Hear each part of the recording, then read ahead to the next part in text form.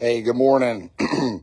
Curt Isakson here with live from the dock where we will be upping our game, getting a little more structured, a little bit better audio, video, and slowly trying to set some specific time. But, even if we don't set a specific time, Scott's taking these things and uploading them to CFT Fire Ops on YouTube and that sort of thing. So some of you might notice I get up a little earlier, definitely not drinking, and setting a more standard bedtime is huge. The stuff you read in the books about sleep, it's actually true. At least it is for me, what I've been reading and looking at. But today I just want to, first and foremost, say today on the little post, courage and it's worth the risk. A coffee cup there, courage and it's worth the risk. At the end of the day, a lot of you, enjoy these doc videos. In the past, you watched them, and I took a break. Thank you there, brother Kenny. I miss working with old Kenny Fell. But I tell you, for yous around the country, and, I thought about this when I was at FDIC last week, and thanks for everybody that came up to me and introduced yourself, and we talked for a little bit. You're the ones that got me doing these doc videos. And I will tell you, when I really did some soul searching, it's 20 to 1, 30 to 1, maybe 50 to 1, I don't know, that like it. And the reality and the probability is the people that would tell me not to do it or think it's goofy or they don't like them, they happen to live in the 850 or live in Northwest Florida or, South Alabama. They live in the area, and that's just because they know me. And they're like, why in the hell would somebody want to listen to, me? But that's true with anything in life. It's just like your own family. I mean, my analogy would be your kids. You could tell your kids something, over and over and over again, and then they get to be 13, 14, 15 years old, be your son, be your daughter, and they go to somebody's house and their friend's dad that they haven't even known very long, they don't know him very well, I'll give them some advice about life, do something, they'll come home so excited at dinner to tell you that, Mr. Jones said this, and this, and you're like, well, shit, I've been telling you that since you were 4 years old. It's not the message. You know what I mean? It seems like it's the messenger. And if your ears are closed to the messenger, then it really doesn't matter what the message is. And I grew up in the church, and it's not about religion because, I don't care what your faith or religion is. That's what makes this country great. But it's why churches change pastors sometimes. It's not that it's a bad pastor. The pastor's just been polarized and the congregation wants somebody new and fresh. It's amazing, but it's taken me, years of being up and down and getting mad, getting angry. And I've realized that people in my local area, they would listen to somebody that has 5% my level of experience. They might not even be as good of a teacher or communicator. And I took it personal for so long. And, I don't know if it's, maturity, age, but I just don't give a shit anymore. I'm not here to worry about if somebody that works with me in my fire department or lives in my area cares I have something to offer. The reality is, if I let them stifle me, stop me, keep me from doing what I feel like, is in my faith religion, I think God put me on this planet, not just to teach people fire service wise, but to do what I do. I am an open and book, and I share stuff. I talked to my psychiatrist yesterday and talked about the example of when I found out my testosterone was low. And the only reason I got it tested is because another firefighter, younger than me, opened up about it at the dinner table. So I went. So once I found out mine was low, I went and told everybody. Well, some people just aren't going to share those things. But thank God that some of us here are willing to do that, to help others. And the fire service, I feel that since it's really, to be honest with you, the only thing I ever been good at. And that's true. I grew up trying to surf and boogie board and skimboard and skateboard. And, I definitely wasn't good in school. I graduated in the bottom 5%. I'm not sure if it was the bottom 5 or the bottom 5%. Another reason why I pushed, my kids to academically be the best they could. But what I would like to say is when you start today, have the courage. It's worth the risk. Put yourself out there. And your message is going to most likely resonate more with people that don't know you, people on the street, and that sort of thing. So many times people you're close to and you've been around for a long time, their ears are not going to be open to your message, and that's okay. Still be their friend, be with them, whether it's family, friends, whatever. But there's so many other people. And so for me, I'm back full bore, wide open, not necessarily for the people in my local area, but for you around the country. And I thank you for coming up to me at FDIC. You really motivated me and inspired me. And some of you have been, listening to me for a long, long time.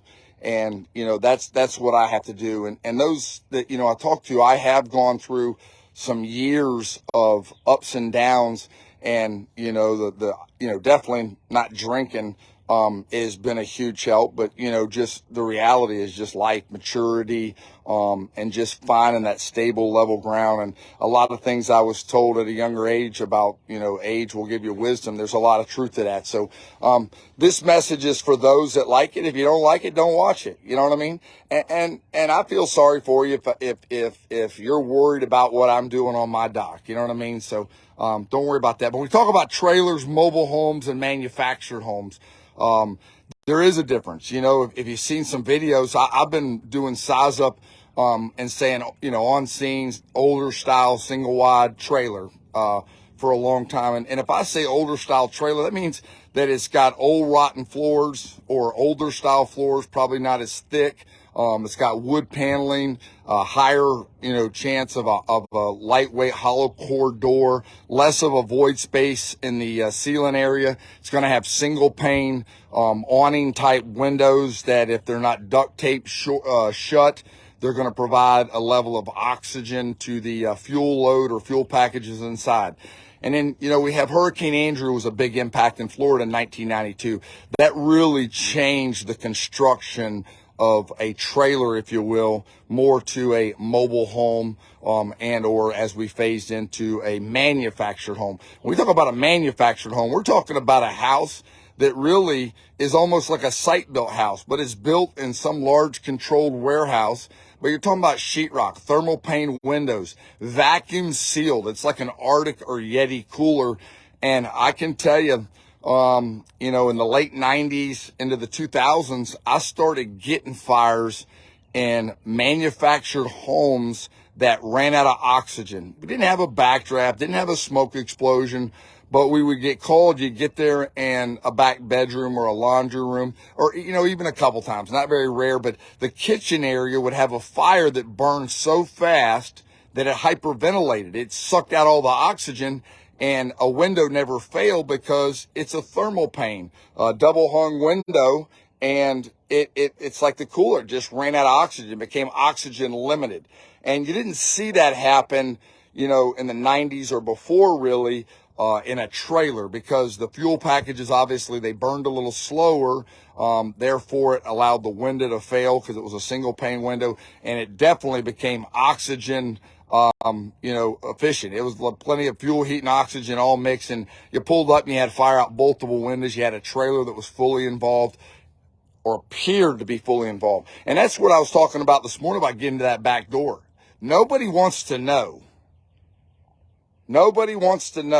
how many civilians are buried 6 feet under because we failed. I failed.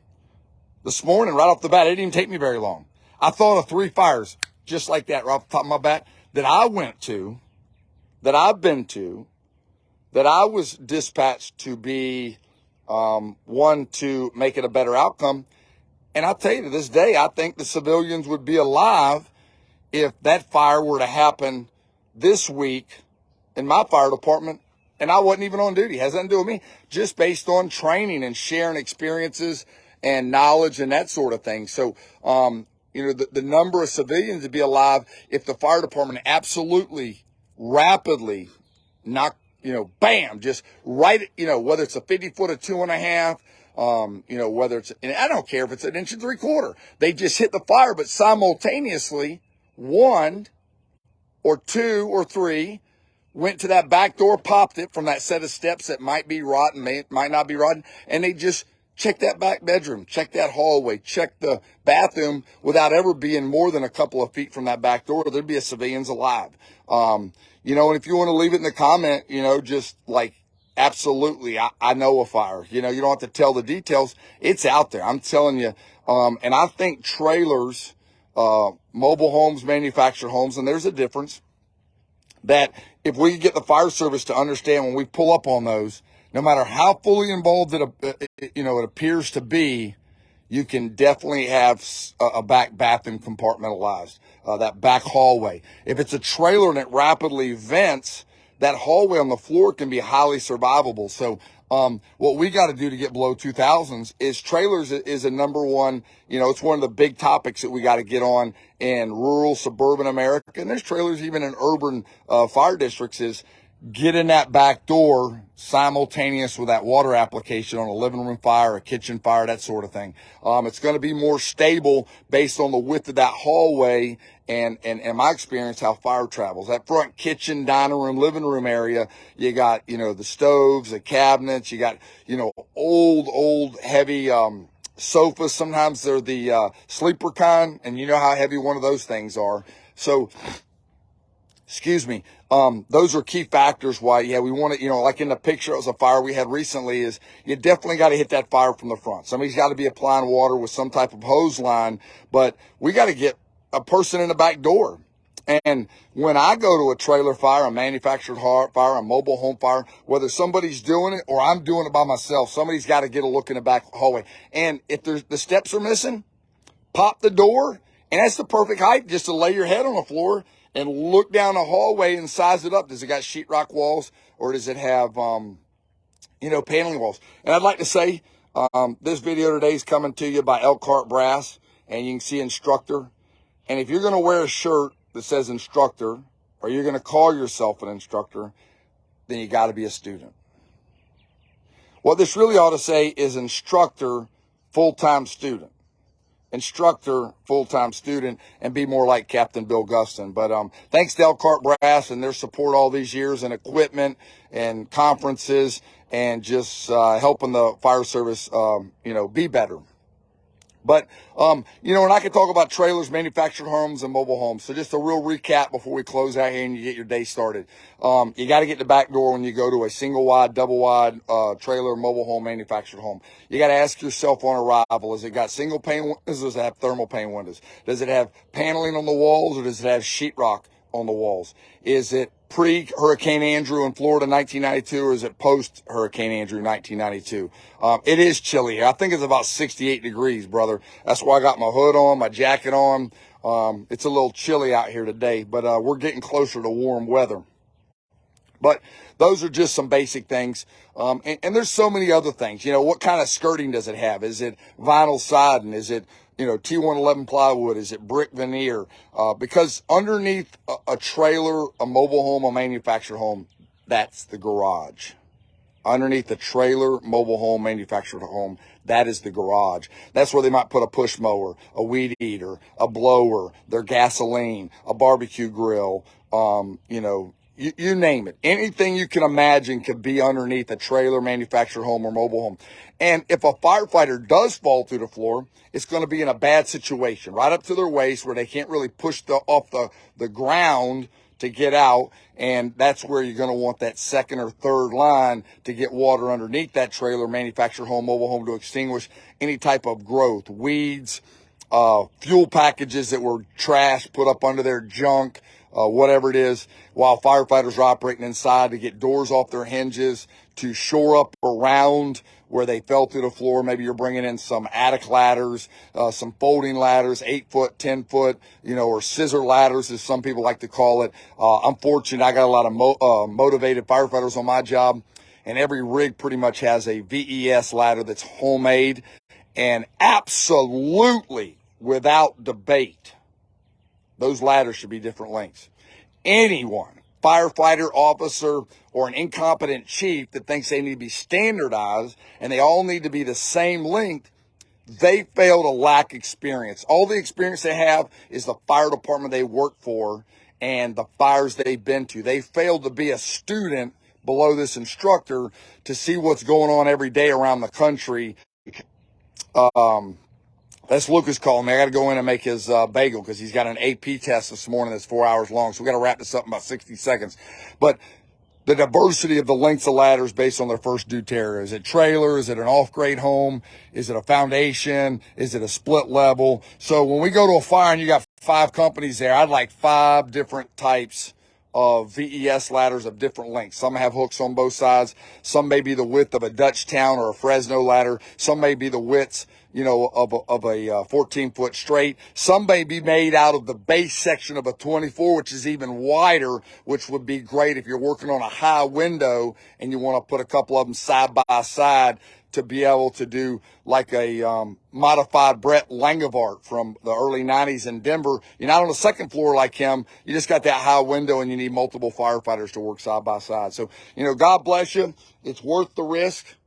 Remember, more than likely your supporters are going to live outside your area code, outside your zip code, definitely outside of your city mailing address. They're going to be ones in the next town, the next state, the next country. You know, this last week it was awesome to see some brothers from Germany and Australia and other people like that that are students of the fire service. So do it for them. Don't do it for the people you live to next door. You know, it's crazy. People don't even talk to their neighbors anymore. So remember, your impact goes well beyond your area code and your zip code, and you stay motivated. Please, please take the time to share that cool flyer that I was very surprised to see pop up yesterday. You know, Scott's driving this train right now, and he's getting me motivated. So you help keep him motivated. So, and there's my buddy. Good morning, Corley Moore. I'm glad you got out of bed, man. We've been here going, so we're closing out. Corley arrived, but you know what? You'll see Corley and I on July 11th on Scrap 200, where we're going to give out more conference passes than ever before. Have a great day.